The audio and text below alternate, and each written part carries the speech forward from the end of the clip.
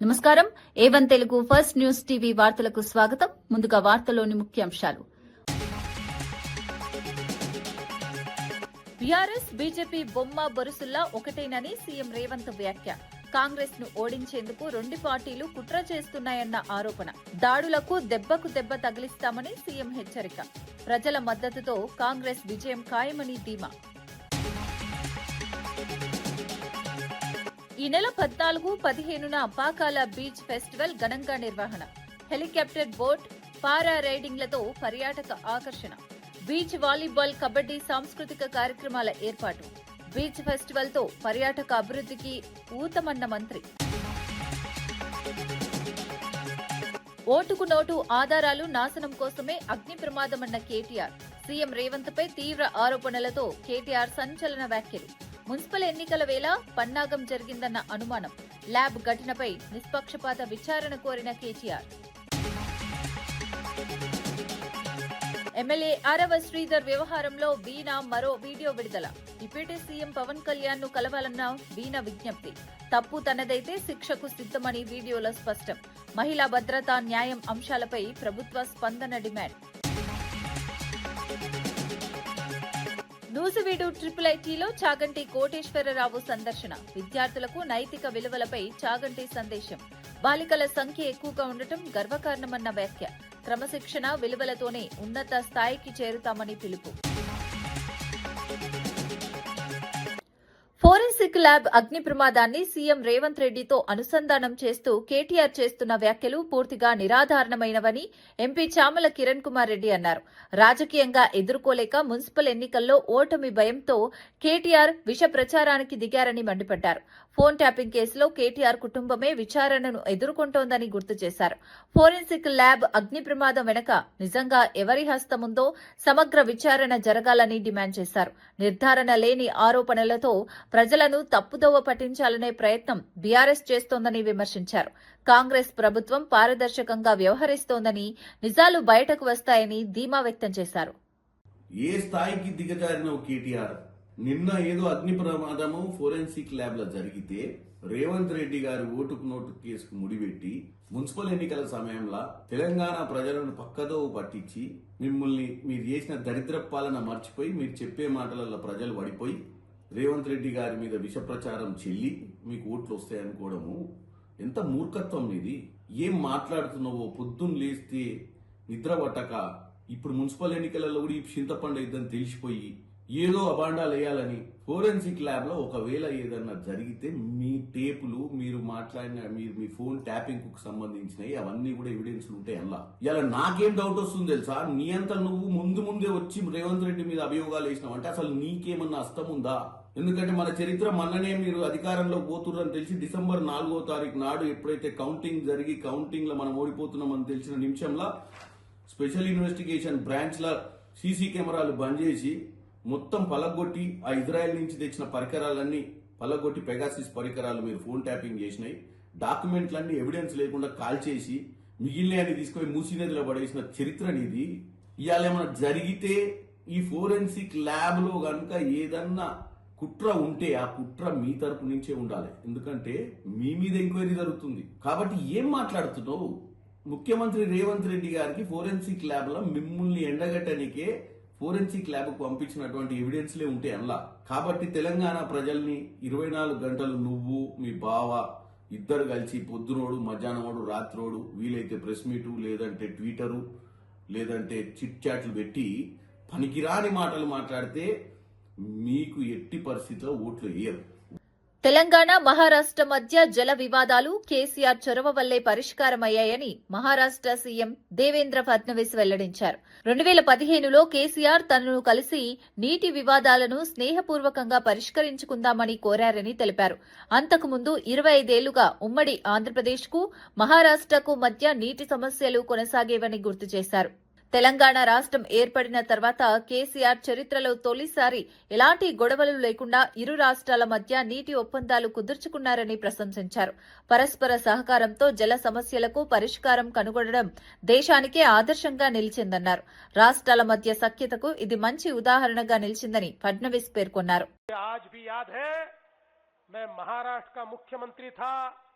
2015 में तेलंगाना के मुख्यमंत्री चंद्रशेखर राव साहब मेरे पास आए और उन्होंने मुझे निवेदन किया कि हमको गोदावरी का पानी दीजिए, गोदावरी का पानी मिलेगा तो हमारा तेलंगाना सुजलाम सुफलाम होगा। 25 सालों से पुराने आंध्र प्रदेश का और महाराष्ट्र का झगड़ा चलता था। महाराष्ट्र कहता था हम पानी नहीं देंगे क्योंकि हमारा गढ़चिरौली डूब जाएगा। आंध्र प्रदेश कहता था हमको पानी दीजिए। लगातार ये झगड़ा 20-25 साल तक चलता रहा, लेकिन पानी नहीं मिला। मैंने चंद्रशेखर राव साहब को कहा कि देखिए आप हमारे पड़ोसी हैं, ये भारत एक देश है, हम झगड़ना नहीं चाहते। तेलंगाना में रहने वाले लोग भी मेरे भारत के लोग हैं, अगर उन्हें पानी मिलता है तो मुझे बहुत खुशी है, मैं पानी देने को तैयार हूं। मैंने उनको समझाया कि आप थोड़ी सी हाइट अगर कम करेंगे तो आपको पानी भी मिलेगा, आपका पूरा तेलंगाना सुजलाम सुफलाम भी होगा और मेरा गढ़चिरौली भी डूबने से बचेगा। और उसके बाद हमने समझौता।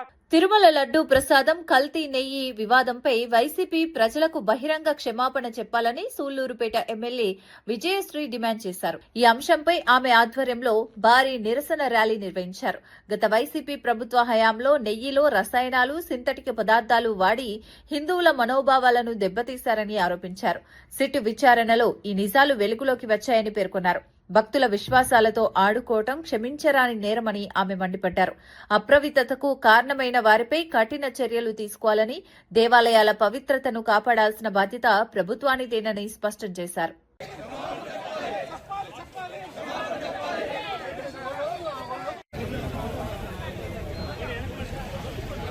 ఎందుకంటే వేల కోట్లు వాళ్ళ నాన్నగారు సీఎంగా ఉన్నప్పుడు వేల కోట్లు దోచేసిన మనిషికి 250 కోట్లు ఎక్కువని నేను అనుకోవట్లేదు. కానీ హిందువుల మనోభావాల్ని దెబ్బతీసే విషయంలో వీళ్ళు ఎంత క్రూరంగా అన్యాయంగా ఆలోచించారో మీరందరూ కూడా చూడాలి.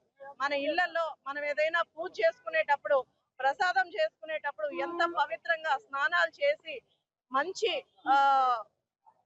ఏవైతే గిన్నెలు ఉన్నాయో అవి వాడుకుంటూ లేదా మంచి నెయ్యిని తెస్తూ మంచి పాలని ఫ్రెష్ గా బయట నుంచి తెచ్చుకొని మనం ప్రసాదాలు ప్రిపేర్ చేసుకుంటాం.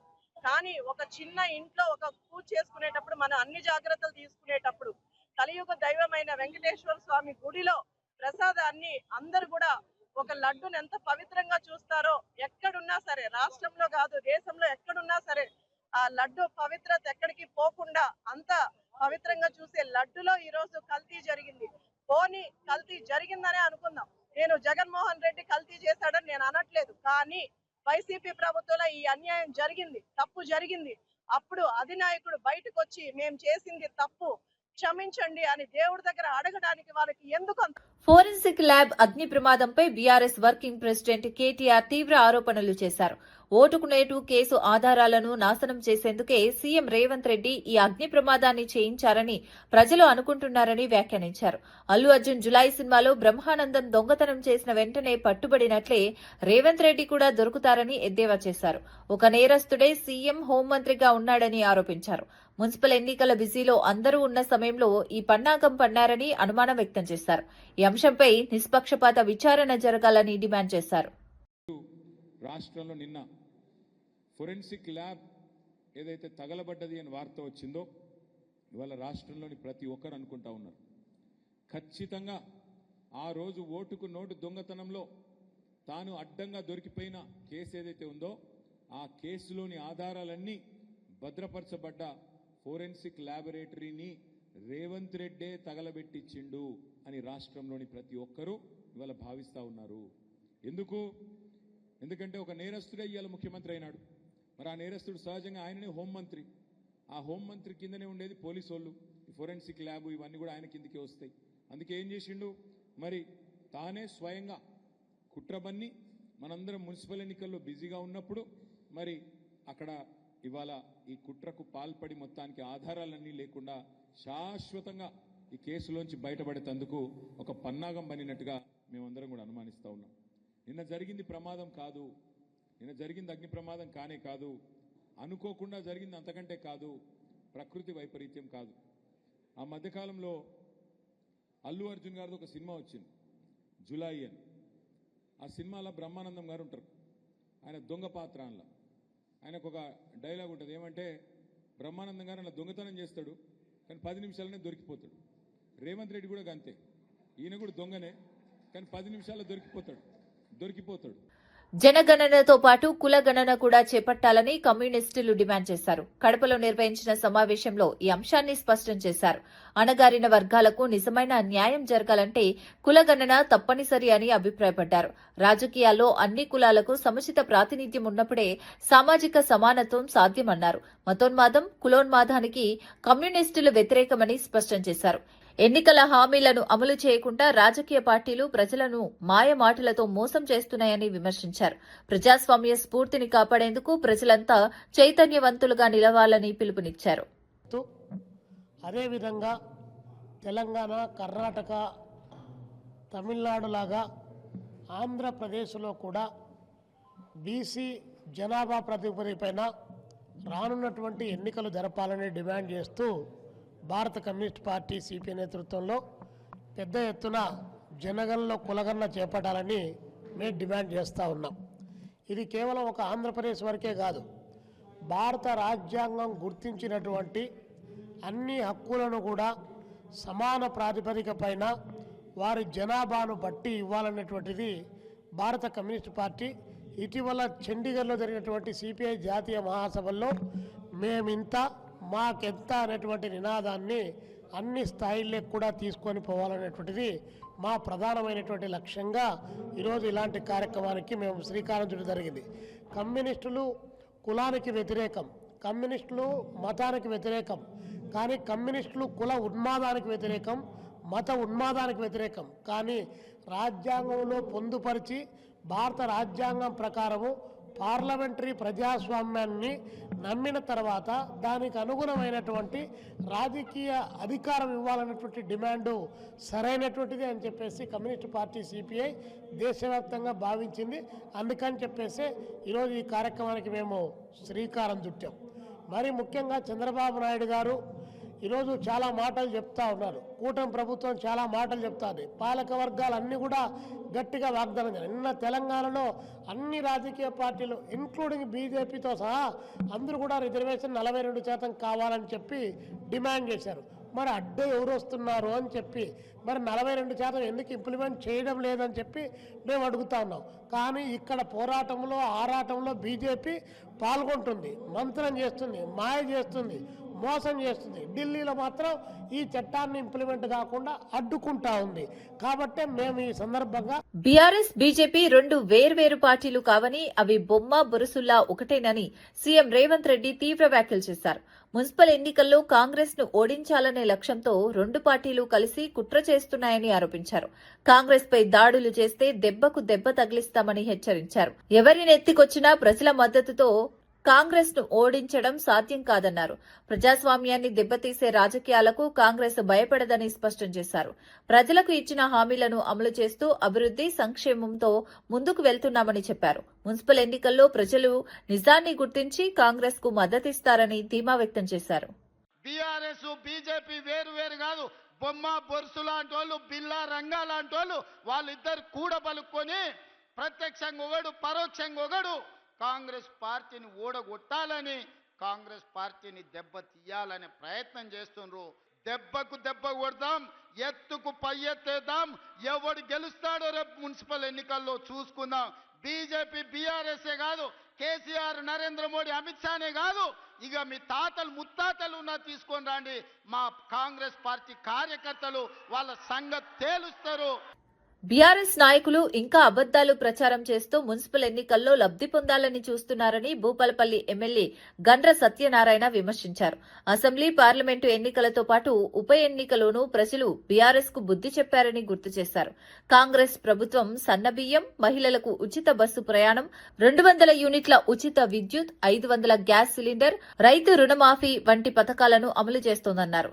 ప్రజాప్రభుత్వం ప్రజల జీవితాల్లో మార్పు తీసుకొస్తుందని తెలిపారు. మున్సిపల్ ఎన్నికల్లోనూ కాంగ్రెస్ కు ఓటు వేసి బీఆర్ఎస్ కు మరోసారి బుద్ధి చెప్పాలని ప్రజలను కోరారు.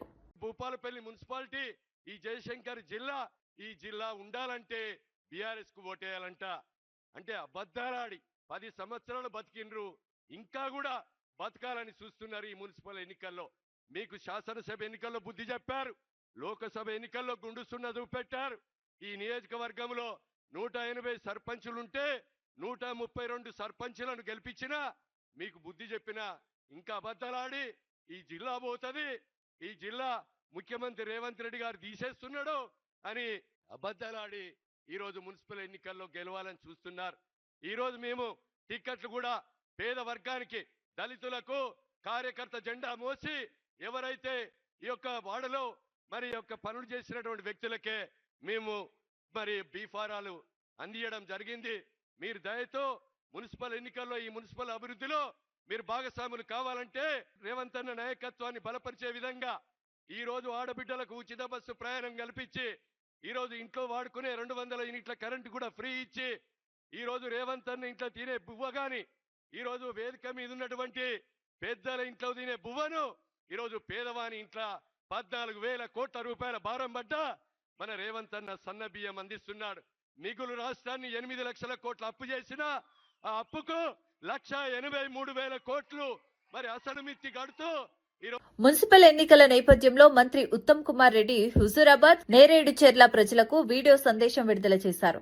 ఇతర జిల్లాల్లో పార్టీ బాధ్యతలు ఉండటంతో ఆయా మున్సిపాలిటీల్లో నేరుగా ప్రచారం చేయలేకపోతున్నట్లు తెలిపారు. స్థానిక కాంగ్రెస్ నాయకులు, కార్యకర్తలు సమన్వయంతో ప్రచారం చేపట్టి అభ్యర్థులను గెలిపించాలని విజ్ఞప్తి చేశారు. కాంగ్రెస్ ప్రభుత్వం ప్రజలకిచ్చిన హామీల అమలుపై దృష్టి సారించిందని చెప్పారు. అభివృద్ది, సంక్షేమమే లక్ష్యంగా పనిచేస్తున్న కాంగ్రెస్ కు మున్సిపల్ ఎన్నికల్లో మద్దతివ్వాలని కోరారు. స్థానిక పాలక వర్గం బలంగా ఉంటే పట్టణాల అభివృద్ధి వేగంగా జరుగుతుందని ఆయన స్పష్టం చేశారు. ఈ మున్సిపల్ ఎన్నికల సందర్భంగా నాకు వేరే జిల్లాలో బాధ్యత ఇచ్చారు కాబట్టి నేను కోదాడ మున్సిపాలిటీ, హుజూర్నగర్ మున్సిపాలిటీ, నేరేడుచెర్ల మున్సిపాలిటీలో ఉధృతంగా ప్రతిరోజు ప్రచారంలో పాల్గొనలేకపోతున్నాను. నేను ఒక అపీల్ చేస్తున్నా, మరి ఈ మున్సిపాలిటీల బయట గ్రామాల్లో, రూరల్ ఏరియాస్లో ఉన్న కార్యకర్తలు, నాయకులు అందరూ కూడా మరి కోదాడలో ఉన్న వాళ్ళు కోదాడ మున్సిపాలిటీలో, హుజూర్ నగర్ చుట్టుపక్కల ఉన్న వాళ్ళు హుజూర్ నగర్ మున్సిపాలిటీలో, నేరేడుచెర్ల చుట్టుపక్కల ఉన్న వాళ్ళు నేరేడుచెర్ల మున్సిపాలిటీలో ఈరోజు రేపు మన అభ్యర్థులతో కలిసి ప్రచార కార్యక్రమంలో పాల్గొనవలసిందిగా సవినయంగా విజ్ఞప్తి చేస్తున్నాను. అదేవిధంగా మరి ఈ 2 నియోజకవర్గాల్లో మరి మీరు గ్రామీణ ప్రాంతాల్లో ఉన్న, ఊర్లలో ఉన్న ఈ మున్సిపాలిటీస్లో మీకు పరిచయం ఉన్న వాళ్ళు, మీ బంధుమిత్రులకి మన అభ్యర్థులకి ఓటు వేయాల్సిందిగా మీరు వారికి రిక్వెస్ట్ చేయమని చెప్పి మిమ్మల్ని నేను కోరుతున్నాను. శ్రీవారి లడ్డూ నెయ్యిలో జంతు కొవ్వు కల్తీ జరగలేదని జనసేన ఎమ్మెల్యే ఆరణి శ్రీనివాసులు అంగీకరించారు. సిట్, ఎన్డీడీబీ నివేదికల్లో ఈ విషయం స్పష్టంగా పేర్కొన్నట్లు వెల్లడించారు. సీబీఐ సిట్ ఛార్జిషీట్లోనూ అదే అంశం ఉందని చెప్పారు. అయితే కొద్దిసేపటికి కూటమి ప్రభుత్వానికి అనుకూలంగా తన వ్యాఖ్యలను సవరించడం రాజకీయంగా చర్చనీయాంశంగా మారింది. లడ్డూ వివాదంపై జరుగుతున్న రాజకీయ ఆరోపణల మధ్య ఈ వ్యాఖ్యలు ప్రాధాన్యం సంతరించుకున్నాయి. భక్తుల విశ్వాసాలకు భంగం కలగకుండా వాస్తవాలను మాత్రమే ప్రజల ముందు ఉంచాలని పలువురు అభిప్రాయపడుతున్నారు. ప్రజలకు తెలియజేయడం జరిగింది. ఎన్డీడీబీ నివేదిక, సిట్ నివేదికలో ఎక్కడా కూడా కానీ నెయ్యిలో కల్తీ జరగలేదనేసి స్పష్టంగా చెప్పడం జరిగింది. ఇది నచ్చక ఒక అబద్ధాన్ని పదే పదే చెప్తే అబద్ధం నిజమవుతుందనే ఒక మూర్ఖత్వంతో తాడేపల్లిలో ఉన్న జగన్మోహన్ రెడ్డి, ప్యాలెస్లో ఉన్న జగన్మోహన్ రెడ్డి, వారి ముఠా నాయకులు, వారి నాయకులు అందరూ కూడా కలిసి గత 5 ఏళ్ల కాలంలో నెయ్యిలో కల్తీ జరగలేదు అనేసి చెప్పడం జరిగింది. ఒక పక్కేమో 4 సంవత్సరాలు తిరుపతి దేవస్థానంలో చైర్మన్గా పనిచేసిన నూజివీడు ఐఐటీని ప్రముఖ ప్రవచనకర్త చాగంటి కోటేశ్వరరావు సందర్శించారు. విద్యార్థులకు నైతిక విలువలపై ఆయన సందేశమిచ్చారు. గ్రామీణ విద్యార్థులకు ఆశ్రయంగా నిలుస్తున్న ఐఐటీని ప్రశంసించారు. బాలుర కంటే బాలికల సంఖ్య ఎక్కువగా ఉండటం గర్వకారణమని వ్యాఖ్యానించారు. క్రమశిక్షణ, విలువలతో కూడిన విద్యతోనే ఉన్నత స్థాయికి చేరుకోవచ్చని సూచించారు. విద్యార్థుల ఎదుగుదలకు ఉపయోగపడే విషయాలను పంచుకోవడం ఆనందంగా ఉందన్నారు.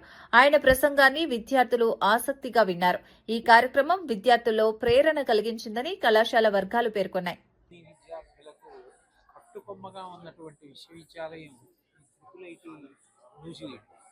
అందున చాలా చాలా సంతోషించవలసిన విషయం ఏమిటంటే ఇక్కడ బాలుర కన్నా కూడా బాలికలు ఎక్కువగా ఉండడం, విశేషించి ఈ మధ్య కాలంలో బాలుర యొక్క వసతి గృహాలు కూడా బాలికలకి ఇవ్వవలసినంత మంది చేరడం, అంత బాగా చదువుకోవడం, అంత క్రమశిక్షణతో వాళ్ళు జీవితంలో వృద్ధిలోకి రావడం మనందరం కూడా ఎంతో సంతోషించదగ్గ విషయం.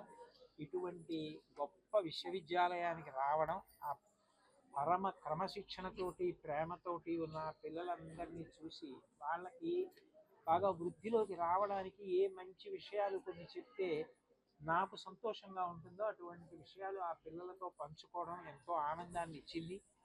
డాక్టర్ అమరేంద్ర గారు ఇక్కడికి నేను రావాలని, పిల్లలకి నైతిక విలువల గురించి 4 మాటలు చెప్పాలని ఎంతో ఆతృత పొందారు. ఇవాళ ఆయన కూడా సంతోషించడం, ఇక్కడికి రావడం నాకు ఎంతో ఆనందాన్ని ఇచ్చింది. ఈ సంస్థ ఇంకా ఇంకా వృద్ధిలోకి వచ్చి దేశానికి పట్టుకొమ్మ కావాలి అని నేను మనస్ఫూర్తిగా బంగ్లాదేశ్లో హిందువులు సహా మైనారిటీలపై జరుగుతున్న దాడుల నేపథ్యంలో ఆర్ఎస్ఎస్ చీఫ్ మోహన్ భగవత్ కీలక వ్యాఖ్యలు చేశారు. మైనారిటీ భద్రత, హక్కులు కాపాడాల్సిన బాధ్యత ప్రతి ప్రజాస్వామ్య ప్రభుత్వానిదేనని ఆయన అన్నారు. పొరుగు దేశాల్లో మతపరమైన వేధింపులు పెరుగుతున్న తీరు ఆందోళనకరమని పేర్కొన్నారు. మతం పేరుతో హింసకు పాల్పడటం నాగరిక సమాజ లక్షణం కాదన్నారు. భారతదేశం ఎప్పుడూ సర్వమత సమాభావాన్ని పాటిస్తోందని, అదే విలువలు ప్రపంచానికి ఆదర్శమని చెప్పారు. మైనారిటీలపై దాడులు జరగకుండా అంతర్జాతీయ సమాజం స్పందించాల్సిన అవసరం ఉందన్నారు. శాంతి, సామరస్యం ద్వారానే సమాజ పురోగతి సాధ్యమని మోహన్ భగవత్ స్పష్టం చేశారు.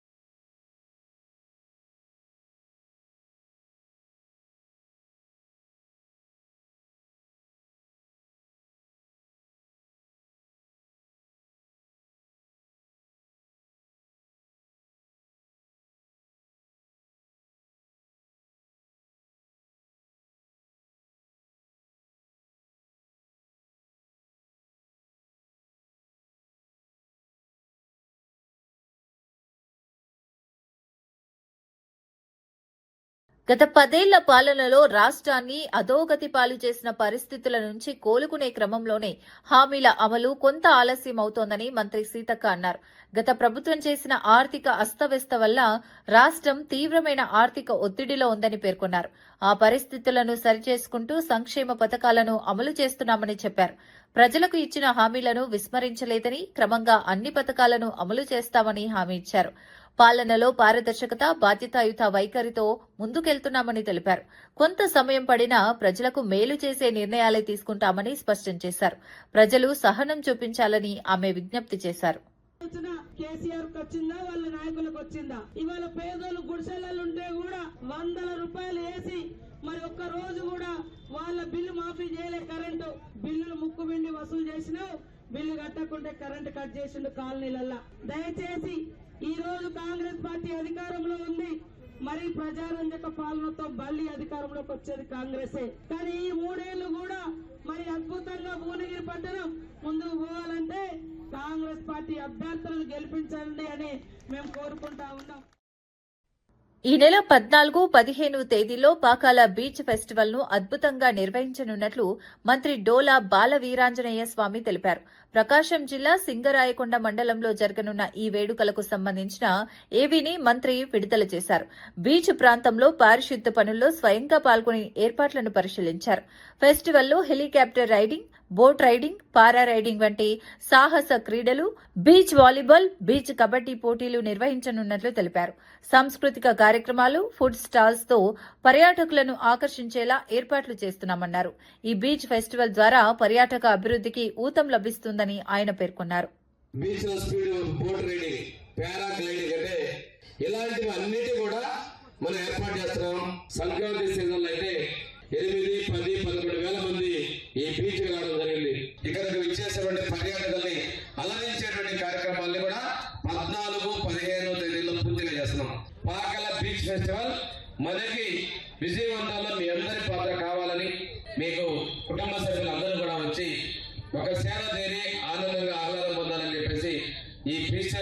మనస్ఫూర్తిగా జిల్లా యంత్రాంగం తరఫున నేను ఇన్వైట్ చేస్తూ సెలవు తీసుకున్నాను. Thank you very much.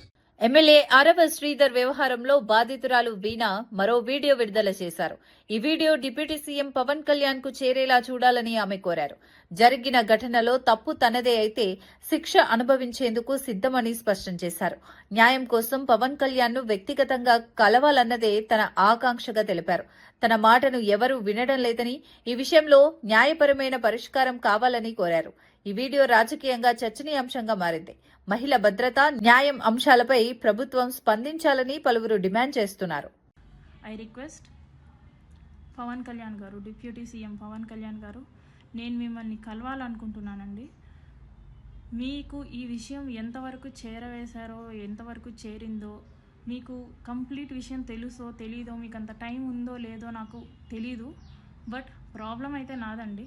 Problem జరిగింది మీ పార్టీ ఎమ్మెల్యే మీద. ప్లస్ నేను మీ డిపార్ట్మెంట్ అండి. మిమ్మల్ని కలిసే హక్కు నాకుంది ఖచ్చితంగా. అందుకే పవన్ కళ్యాణ్ గారు, నేను మిమ్మల్ని ఎంత త్వరగా వీలైతే అంత త్వరగా కలిసి ఈ విషయం గురించి మీకు వివరించి మిమ్మల్ని న్యాయం అడగాలనేసి నేను కోరుకుంటున్నానండి. దయచేసి ఈ వీడియోని పవన్ కళ్యాణ్ గారికి రీచ్ అయ్యేటట్టు స్ప్రెడ్ చేద్దాం. నా విషయంలో న్యాయం లేకపోతే నాకే శిక్ష పడుతుంది, అది నేను ఒప్పుకుంటాను. ఒకవేళ నా విషయంలో తప్పు నాదే అయితే నేను శిక్ష వేయించుకోవడానికి రెడీగానే ఉన్నాను. కానీ పక్క వాళ్ళ దగ్గర నుంచి ఈ నాగేంద్ర ఇలాంటి సోసో క్యాండిడేట్స్ ఉన్నారు కదా, వాళ్ళ నుంచి మాటలు పడాల్సిన అవసరం అయితే నాకు లేదు పవన్ కళ్యాణ్ గారు. అందుకే నేను మిమ్మల్నే కలవాలనుకుంటున్నాను, మీకే విషయం చెప్దాం అనుకుంటున్నాను. ఒకవేళ నాది తప్ప అంటే నన్ను చంపేయండి, నేను చావడానికైనా సిద్ధంగా ఉన్నాను. కానీ నా తప్పు లేకుండా అండి నేను అస్సలు పోరాటాన్ని ఆపే పరిస్థితే లేదండి. నాకు జరిగిన అన్యాయానికి వేరే అమ్మాయి, ఏ అమ్మాయికి ఇలా జరగకూడదు. నా తప్పులు ఉంటే నన్ను శిక్షించండి, చంపేయండి. కానీ నా తప్పు లేకపోతే మాత్రం పవన్ కళ్యాణ్ గారు దయచేసి అడుగుతున్నాను, నాకు న్యాయం చేయండి. నేను మిమ్మల్ని కలవాలనుకుంటున్నాను, నాకు ఒక్క ఛాన్స్ ఇప్పించండి. వార్తలు ముగించే ముందు ముఖ్యాంశాలు మరోసారి. బీఆర్ఎస్ బీజేపీ బొమ్మ బొరుసుల్లా ఒకటేనని సీఎం రేవంత్ వ్యాఖ్య. కాంగ్రెస్ ను ఓడించేందుకు రెండు పార్టీలు కుట్ర చేస్తున్నాయన్న ఆరోపణ. దాడులకు దెబ్బకు దెబ్బ తగిలిస్తామని సీఎం హెచ్చరిక. ప్రజల మద్దతుతో కాంగ్రెస్ విజయం ఖాయమని ధీమా. ఈ నెల 14, 15న పాకాల బీచ్ ఫెస్టివల్ ఘనంగా నిర్వహణ. హెలికాప్టర్ బోట్, పారా రైడింగ్లతో పర్యాటక ఆకర్షణ. బీచ్ వాలీబాల్, కబడ్డీ సాంస్కృతిక కార్యక్రమాల ఏర్పాటు. బీచ్ ఫెస్టివల్ తో పర్యాటక అభివృద్ధికి ఊతమన్న మంత్రి.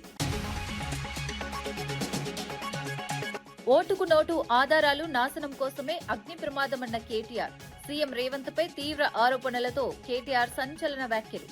మున్సిపల్ ఎన్నికల వేళ పన్నాగం జరిగిందన్న అనుమానం. ల్యాబ్ ఘటనపై నిష్పక్షపాత విచారణ కోరిన కేటీఆర్. ఎమ్మెల్యే ఆరవ శ్రీధర్ వ్యవహారంలో వీణ మరో వీడియో విడుదల. డిప్యూటీ సీఎం పవన్ కళ్యాణ్ ను కలవాలన్న వీణ విజ్ఞప్తి. తప్పు తనదైతే శిక్షకు సిద్ధమని వీడియోలో స్పష్టం. మహిళా భద్రత, న్యాయం అంశాలపై ప్రభుత్వ స్పందన డిమాండ్. నూజివీడు IIITలో చాగంటి కోటేశ్వరరావు సందర్శన. విద్యార్థులకు నైతిక విలువలపై చాగంటి సందేశం. బాలికల సంఖ్య ఎక్కువగా ఉండటం గర్వకారణమన్న వ్యాఖ్య. క్రమశిక్షణ, విలువలతోనే ఉన్నత స్థాయికి చేరుతామని పిలుపు. ఇవి ఈనాటి వార్తా విశేషాలు.